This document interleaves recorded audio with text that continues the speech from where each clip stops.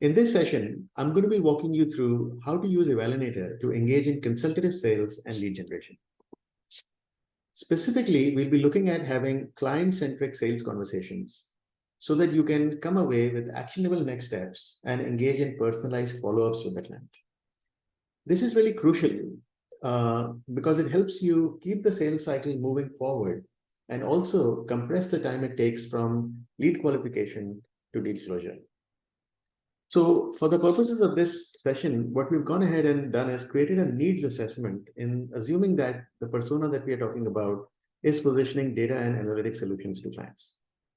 Now, what is a needs assessment? It's simply a way for you to capture structured information during a sales interaction so that you can then position the right action items and position the right solutions and services. It's meant for two purposes. One, it allows the subject matter experts to capture the structured information, and keep the process uniform across your interactions with the clients. And also, it allows you to alleviate the need for the subject matter expert to be on every sales call and allows the rest of the team to be able to capture that information as well. This can be done during the sales interaction, as we'll do today, or you can do it post a sales interaction as a follow-up to the client. In both cases, it's equally effective, and I'll show you how that works. A couple of other things, everything that you see on this assessment is completely configurable. The branding, the questions, the subject matter that you have, and your marketing teams, your subject matter teams, and your sales teams can work together to create the needs assessment that is right for your products and solutions. The information that we'll gather can also be sent to your CRM and marketing automation platforms so that you can maintain a single golden source of your customer and deal information. So let's assume that you've presented your products and services, you've presented your company, and now you're trying to engage the client in a back and forth of where they are and how you can help them.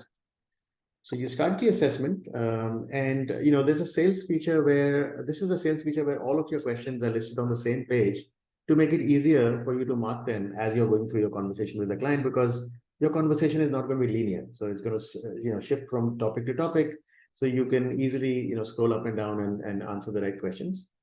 These are all check boxes right here, but you could also have different text input boxes and radio buttons and sliders and so on. What we've done is we've segregated this area into three topics: data lakes, data warehousing, AI and machine learning, and reporting in BI.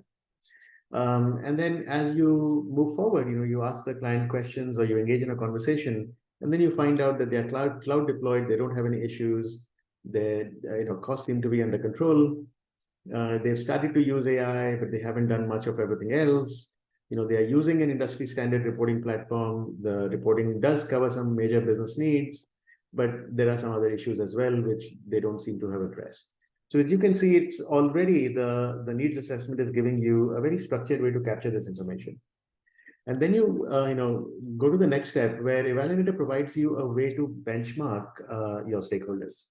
So in this case, let's assume the stakeholder works in the consumer business division of financial services. This is configurable. You can have additional questions, say the title of the customer, the role of the customer, and so on. And I'll show you how this comes into play on the result screen. And then you say you're speaking to Amy, Amy at evalinator.com. And then what happens is during the interaction itself, you can start sharing with the client, with Amy in this case, the results of your needs assessment.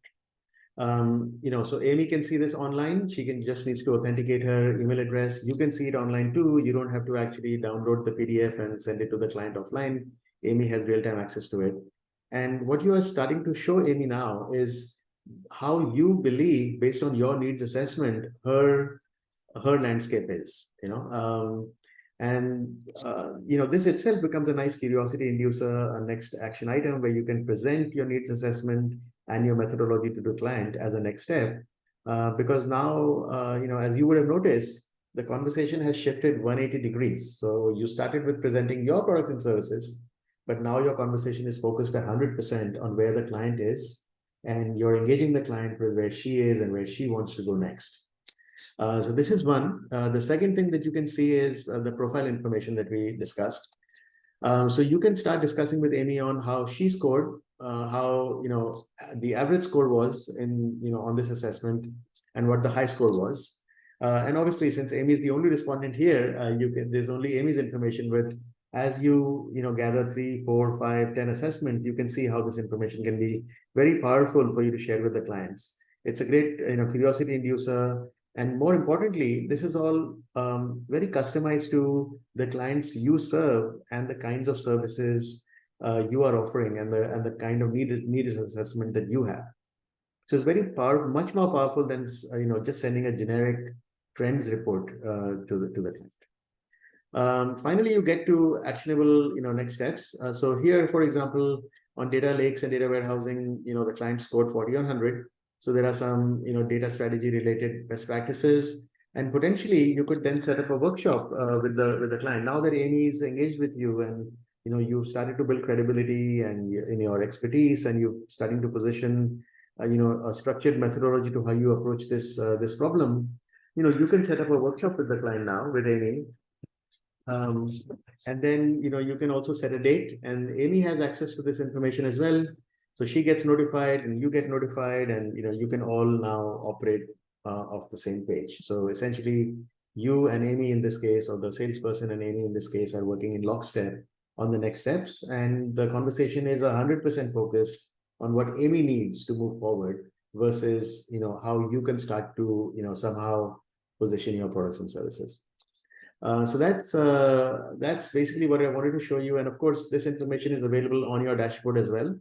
So you can view Amy's response at any time, and then you can follow up, and and this can continue beyond the workshop. You can come up with another action item, then and you can set some goals for Amy as well on this assessment. Say, for example, your goal, the next goal after you've had the workshop is, why don't we do a session or help you with data strategy, right? So that could be a next step, or you could help her with data quality issues and so on. So you may not be charging Amy yet, or she may not be paying you yet, but as you can see, these are sales investments that you're making in getting to that sales closure. And since trust is being established, your sales cycle is highly likely to be more successful. So that's what I had to share on how to have client-centric sales conversations using Evalinator. Please feel free to get in touch with us if you'd like us to give you a detailed demo. We've got self-service plans available. We also have a guided plan where we actually help you set up all of this tailored to your products and services.